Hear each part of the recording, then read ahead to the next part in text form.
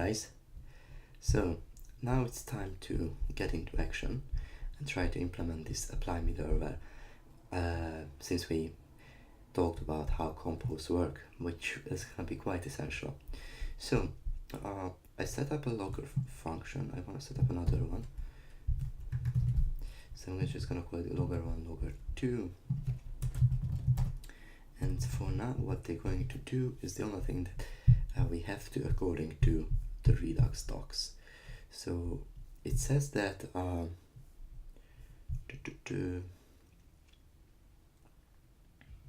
it says that you must call next with action in order to invoke the next middleware, right? And the last middleware's next function will actually be the normal dispatch method. So we will get to what that actually means, but like as we can expect, that means that if it was a normal store set up without any middlewares, that means that that's the point where you actually dispatch an action. So that's our last middleware, and that next action will be equivalent of this store.dispatch. So that's what it says. And along the way, so here I receive the action, I can modify the action here, and here, since it's the last one, according to the docs, this is actually where the modifications takes place. So you receive a new value and the subscribe will get invoked.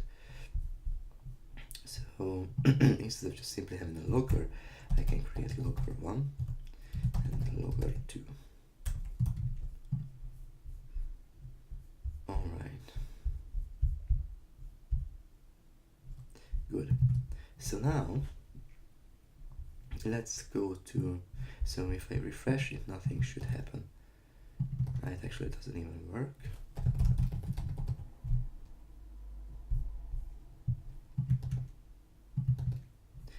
Fn is not a function.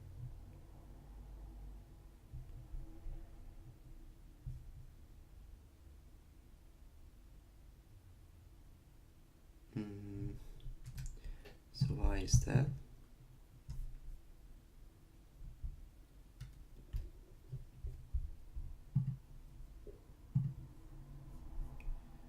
Create store.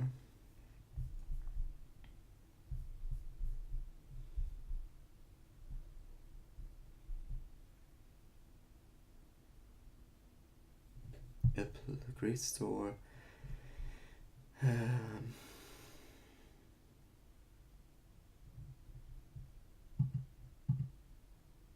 Okay.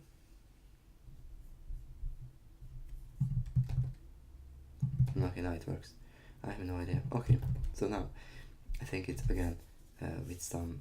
This is had to do with some old version of the bundle. So now you see that whatever we're dispatching, we get a subscription over it. So apply middleware. So it says that store. It applies again. Yeah, the store. The signature must be create store.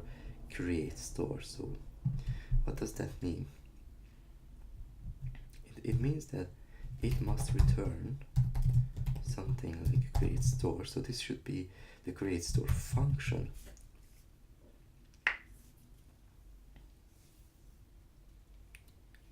And it will do something, right? Okay, so let's modify our create store function, and here we'll have middleware. So this part is gonna be just I'm just gonna do what the React or the Redux source code does, at least like for this point, for the middleware and how they are. I think it's because of code reuse purposes what they're doing here in the create store. So if you check the source code, that's gonna be something simple. Sorry. So basically, it says that it checks that how many arguments you pass to the create store. So if middleware, then what it wants to do, that you called middleware here with the middlewares. So now what is returned from here is now a function that expects the create store. So to apply, we can do something like, so we have the middleware, because again what I'm saying is, here you called apply middleware with an array, and here are the array, and it will return a function with a create store. So actually it's a function that you can call with create store. But now what create store is we don't have it because it's a default function, so we must put it into a normal function. So,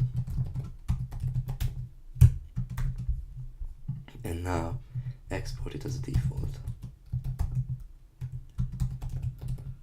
So we simply pass in itself.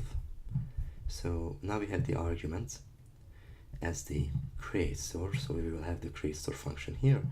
But to do anything with the create store, we also need at least two arguments, which is the reducer and initial state. So we need to pass the reducer there and the initial state.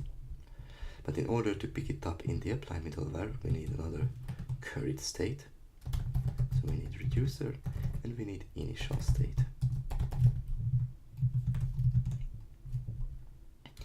And now what you can do is you can have your store, or even const store, you just simply calling create store with reducer and initial state, and now calling the create store with only two arguments will actually return something.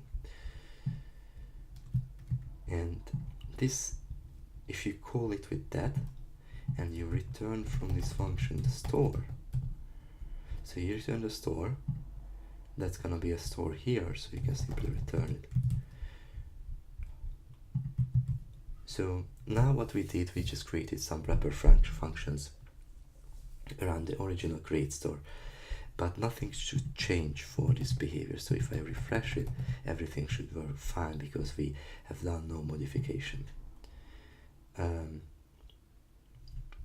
Yep, so I think it's just, you could have done otherwise. You could have created like a normal create store function and the create store with middleware. So I think the reason why they did this, and it might seem quite complicated, but I think it's just purely code reuse purposes.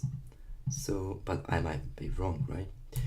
Okay, so, but the important part is that according again to their docs, you have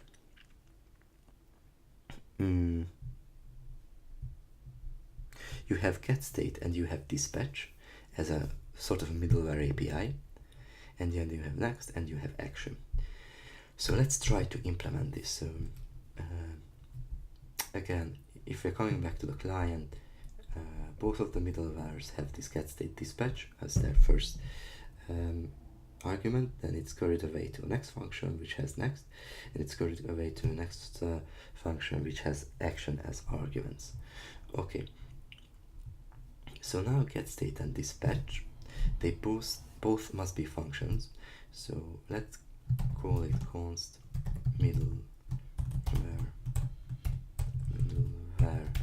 API, which will be an object of get state. First, it just returns null, and we'll have dispatch. And what we can do, so we have our middlewares here. This is an array, right? An array of middleware functions with this signature. I even gonna close this because I don't need it now. With this signature, like get state dispatch. Okay, so we can actually call all of our middlewares with the first argument, and then what we will receive, if you like, we can map them over. If you call them, you will receive another function which expects a next argument. So we can do, they call it a chain actually. We can do middlewares dot map, and you have your functions, and what you can return, you can call the function with the middleware API. So that's how you get your first argument. So now your every middleware functions have the middleware API with get state and dispatch, this structure on it as an argument. So that's the first step. So now this chain is an array of functions that will have get state and dispatch in their scope, and they expect an argument as next. So what we need to do now is knock on the interesting part, which is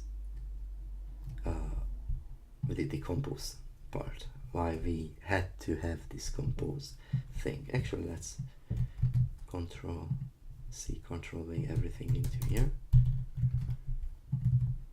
and we're gonna utilize this compose function. So what we're going to do is we call compose with chain. So this is simply means that get the elements out of the array, and what's happening actually is something like this. So we are calling, so we have two loggers, right? So logger 1 is like next action, and this is logger 1.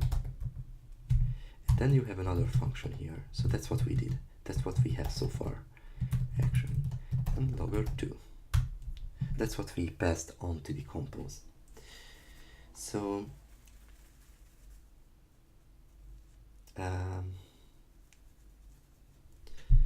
yeah, and both of these functions have the get state and dispatch somewhere in their scope, but now since they are over the map, they return another function. That these are the basically the elements that we are passing to the compose phase. Okay, so still like nothing happens, right? So this is going to return a function. Actually, not here, it's just, this is, let's just comment this out. So this is going to return a function, let's just call function, that we can call with something, right?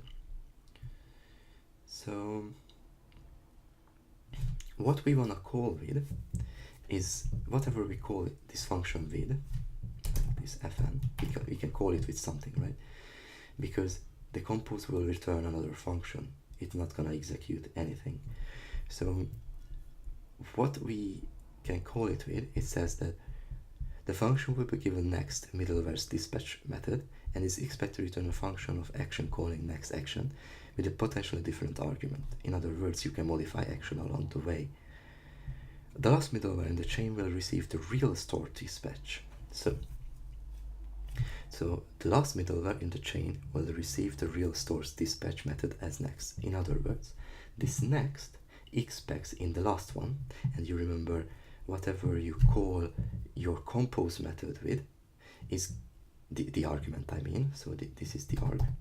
This will be passed here. So the next on logger 2 will be whatever we get here, and they are saying that the last middleware in the chain will receive the real store dispatch. So we must provide the real store dispatch, so store.dispatch. So in order for it to work, so what's happening now, that simply by calling function with store.dispatch, the logger 2 will receive this function as next here. And so what's happening now is that so after calling that, how things are modified at the moment. So we have now we called the logger 2 with this argument. So now it returned a function which takes action. Okay, I hope it's pretty self-explanatory what's happening. So now logger 2 has the middleware APIs in their scope, and it also has the real dispatch function. But now, because of we invoked compose, this bit, this is the result of the first this is the result of the invocation of the first function.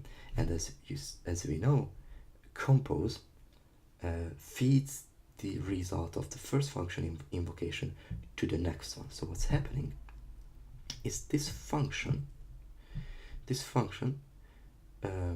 will actually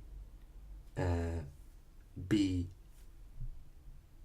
fed as a reference to your logger1's next. So what's happening that when you call so you have, just before the calling it with store dispatch, you have your first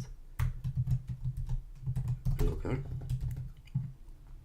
and now what you have is that the reference for this function becomes the first argument of the logger1, because that's how compose works.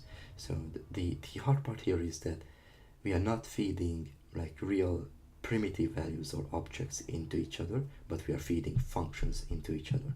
So now what you can get here is that actually with next, so next means here that you invoke this function, right? So whatever this function is, it's basically fed to your logger1, and it expects an action. So here in your logger1 it expects an action, and in logger2 you might want to do something like in logger2 you say that the doc says that the next in logger1 is the actual store dispatch. So you might want to call next with action, right? But since this function signature is actually fed back to logger1 because of function composition, now the next is nothing more than actually invoking this function. And if we check the signature of the logger2, it expects an action as an argument. So next means simply, so next equals invoking logger2 basically, and if you check the signature of this function, it expects an action. So you can put any action you like. You can, let's put it action. So now the only question is where action is coming from, because you need to so we dealt with what next is, where it's coming from, but still no action is provided. So where it is coming from, and that's the other level of complication. So we have function as store dispatch, but now comes the interesting part, that when we return store, we don't want to return the original dispatch. We want to modify it a bit.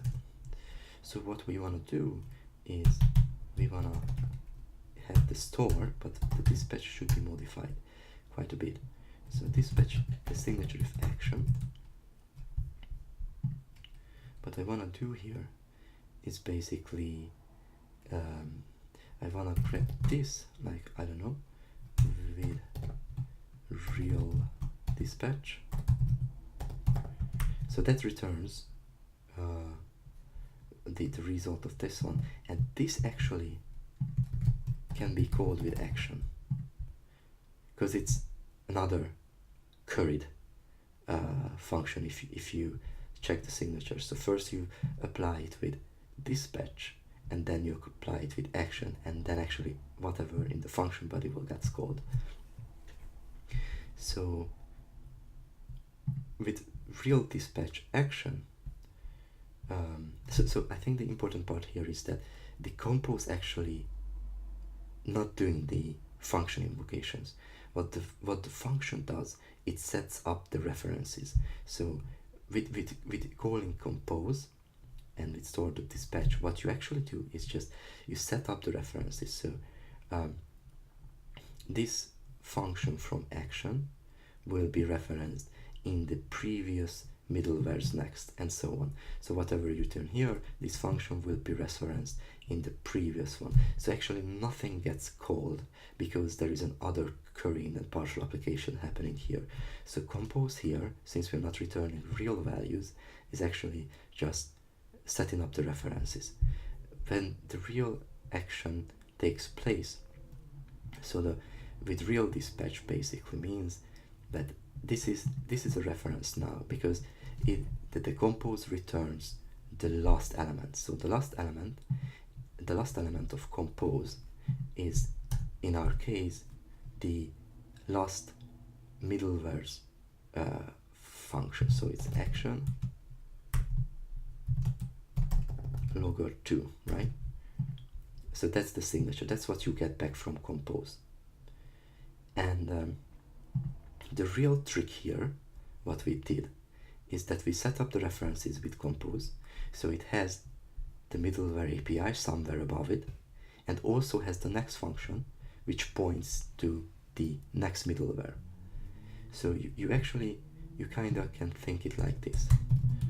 So this with real dispatch is nothing more than a function with action that has a body with logger2. So this, since expects an action, we need to have this bit an action bit. So what happens here is that you provide an action, and most of the time you're going to call next with action, and that next is simply the reference of the next middleware. In our case, so you're calling basically this function, and you provide in an action. This action can either be what you received from this dispatch here, or you can modify it any way you want, but the point is that logger2 actually has the source dispatch. So we are modifying the dispatch here, so you don't have the original store dispatch exposed anymore, but you only have access to it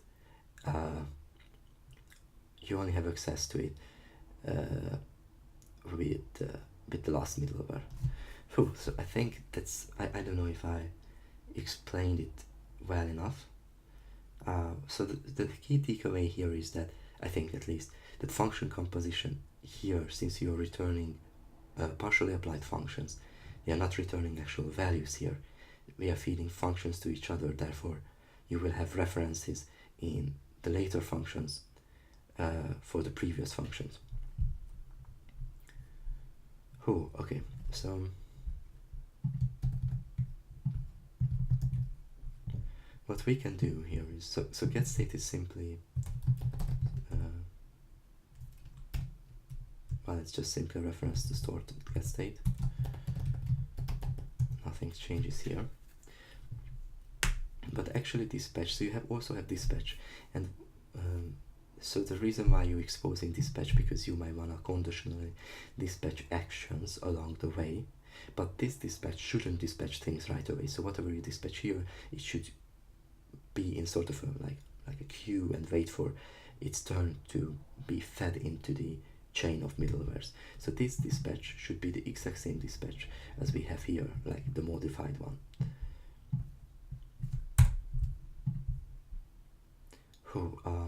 Yeah, so how you do it is basically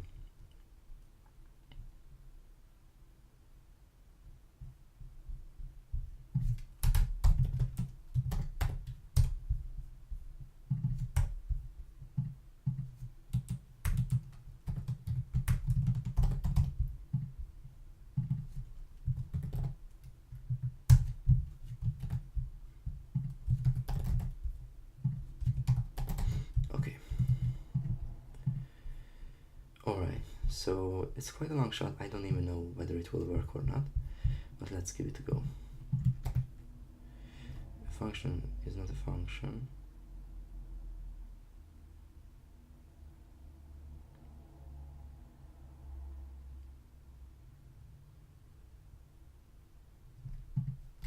Middlewares map fn.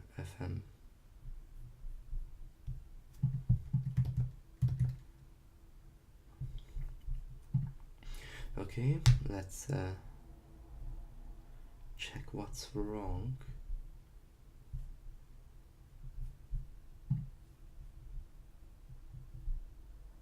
It should be a functional though.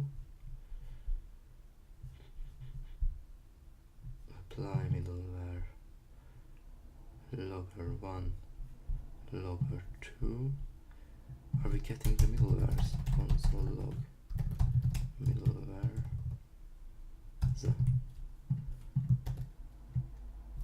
array of 2, both of them are functions.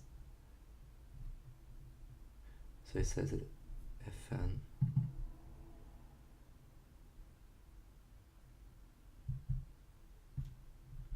is not a function. That's really interesting.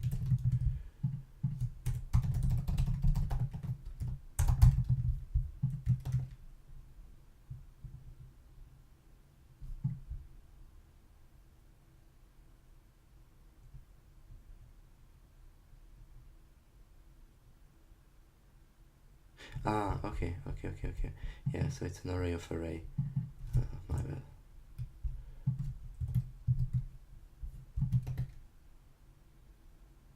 Okay. So it maps over things just to identify loggers.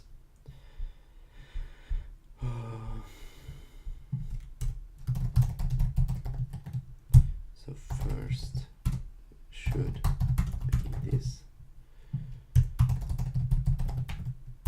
then this. Okay.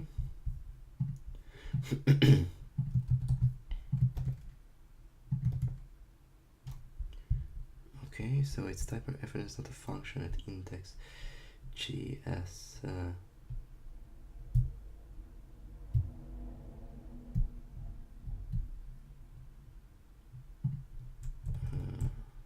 Yeah, I think that's the problem now.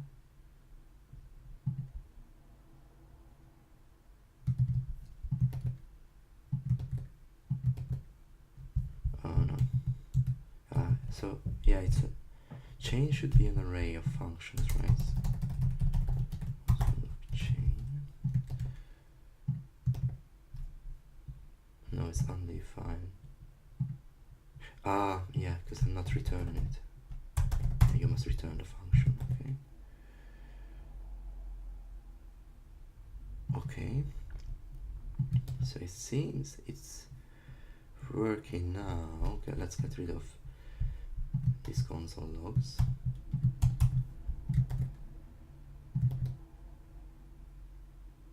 Okay, so as you can see, I think it's working perfectly. So now what's happening is that we are dispatching first the add to do.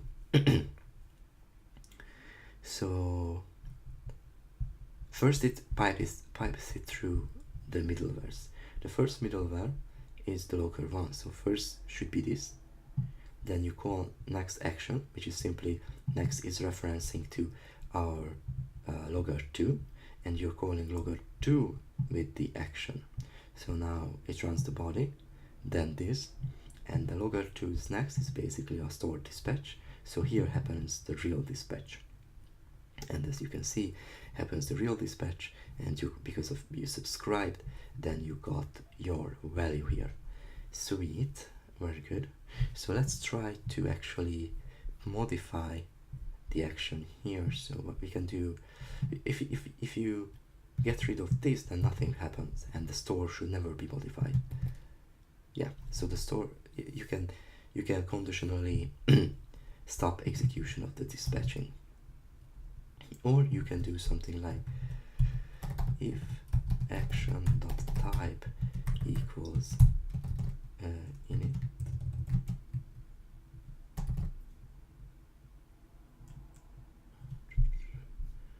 We should have, or inc, I'm sorry. Yeah, inc, inc. We should I don't know.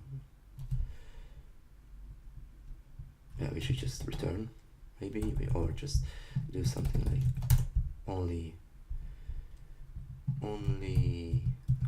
what should we do? Only call next action if it's not an increment. So now we won't get any increment stuff, probably. Why are we getting increment still? Okay, yeah, it's just I had to refresh it. So as you can see, we don't have any increment action because we are filtering them out. Or what we can do, that if it's increment, then let's create a decrement.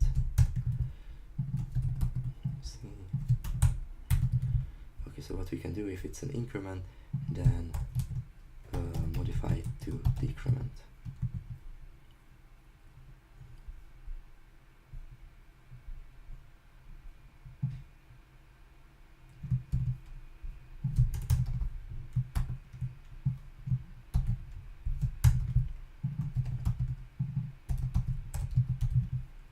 Okay, so now we should actually get back -1, I suppose.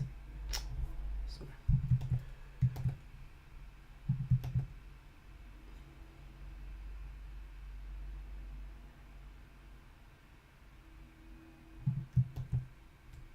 Yeah, so we get back -1.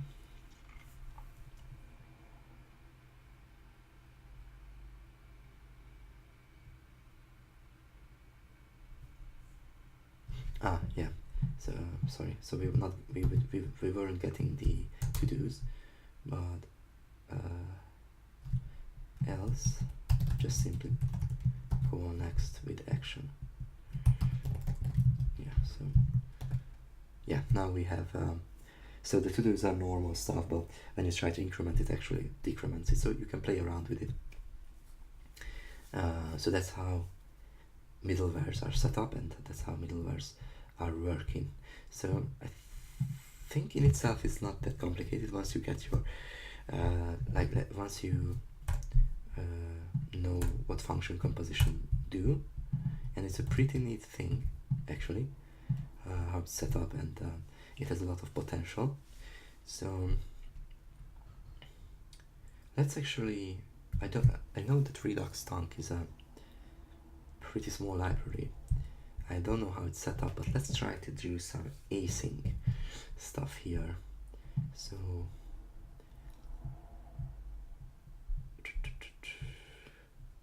let's get rid of our loggers and let's put here tunc. I have no idea how it's done, so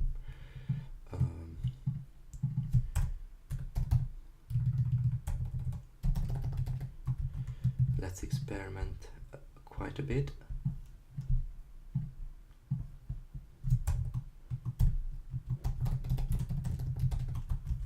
And just simply call next.action. And also you can, just before we getting into that,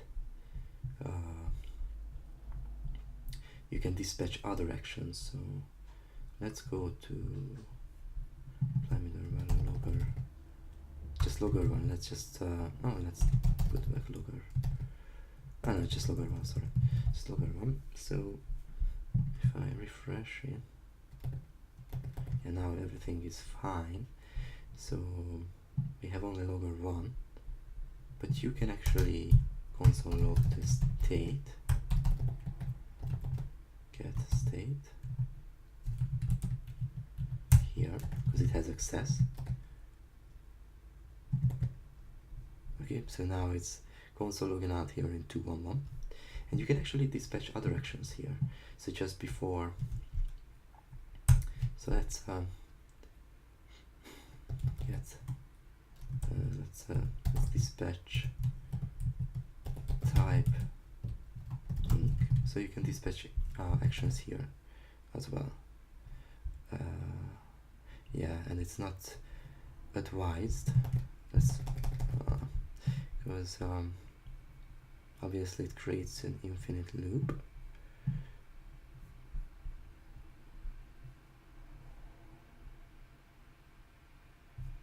Come on, what's okay?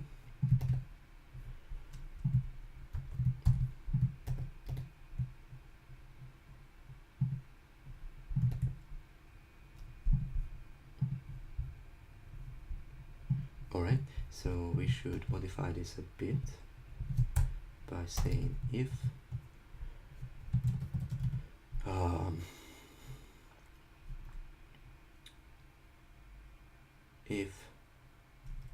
action.type equals inc, then dispatch a decrement.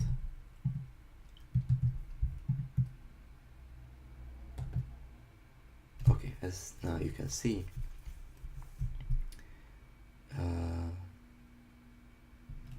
we have first logger, we create the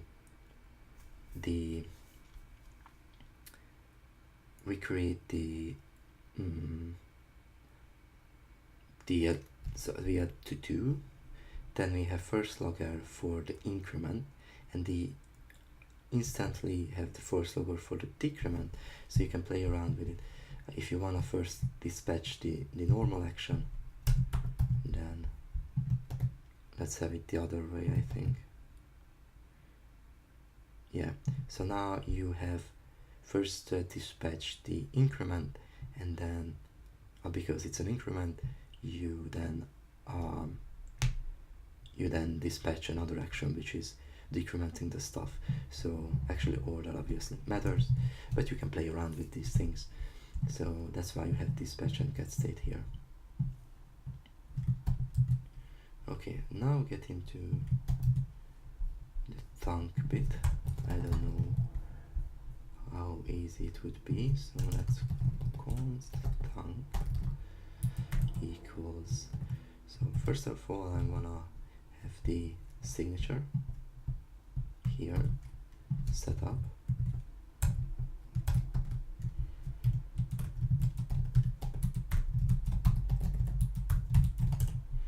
Okay, and how you can use an action creator, it kinda like, let's const async equals async. Oh, you don't even need to. So okay, so how does it look like when you try to have an asynchronous action creator? So for example, let's say const get to-dos would be something like new promise resolve, and set timeout, and we should resolve some to-dos, just one. Let's have just one. Let's just have one. After 1.5 seconds, and I want to get rid of the to-dos here.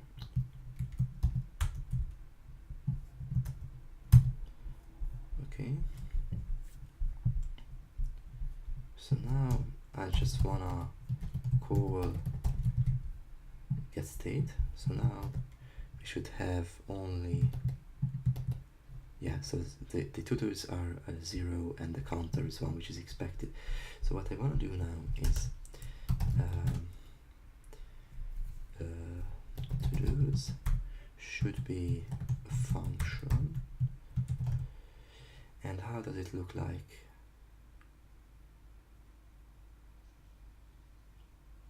So I think let's actually get into redux thunk.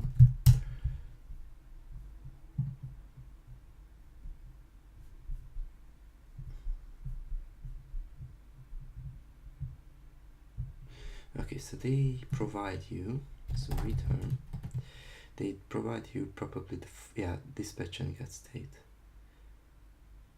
So they provide you with dispatch and get state, and then you can do whatever you want, right? I assume.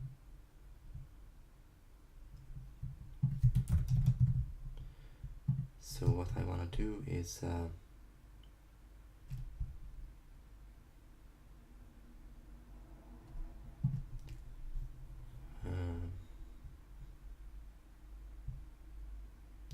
what I want to do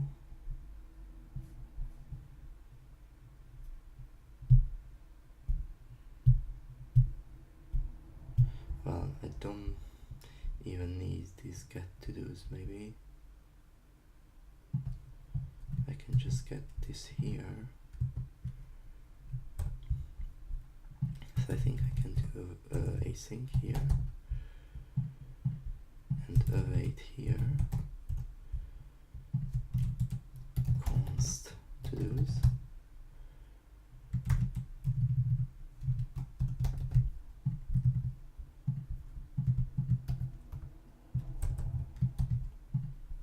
Okay, and then I can dispatch it any given time.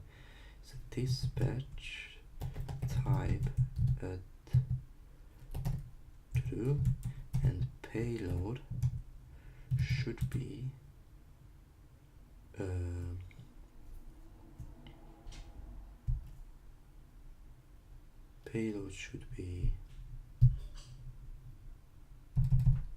to-dos array. It only, yeah, to-dos array like this. So sorry, like and does it accept an array or no, just an object? So let's return just simply an object. So to do the payload will be to do resolve. Okay. So why it's complaining about?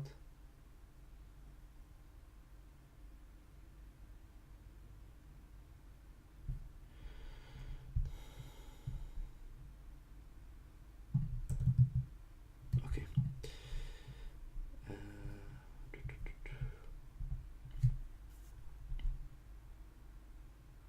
Okay.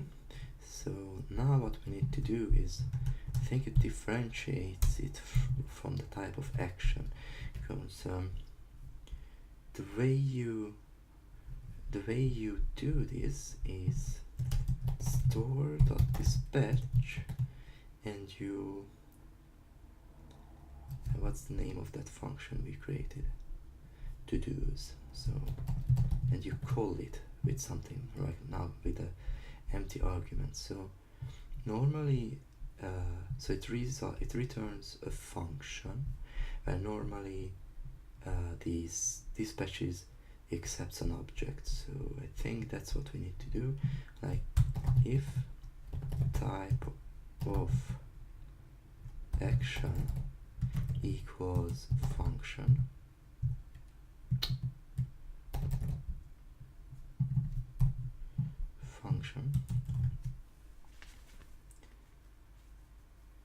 then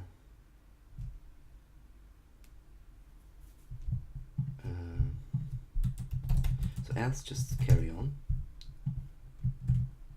But if it is a function, then what we should do is we should call this function with dispatch and get state. Okay, and then it will be get called with dispatch get state, and you can do with the dispatch whatever you want later on. Regenerator runtime is not defined. That's definitely a problem. I think it's because of Babel. So let's drop the async await syntax and use then.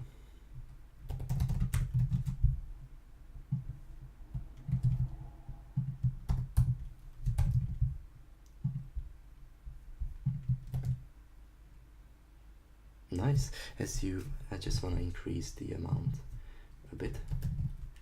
So you see that the first counting gets dispatched, and then 2.5 seconds later the async action gets dispatched. So I think we are in a pretty good shape. We implemented Redux, we implemented Redux middleware, async middleware, and all sorts of good things. So that's for the Redux part of this video series. And now what I'm trying to do is come up with some integration, sort of like React Redux. Also I have context API in mind, and yeah, that's it. Thanks for listening and have a good day, guys. Bye bye.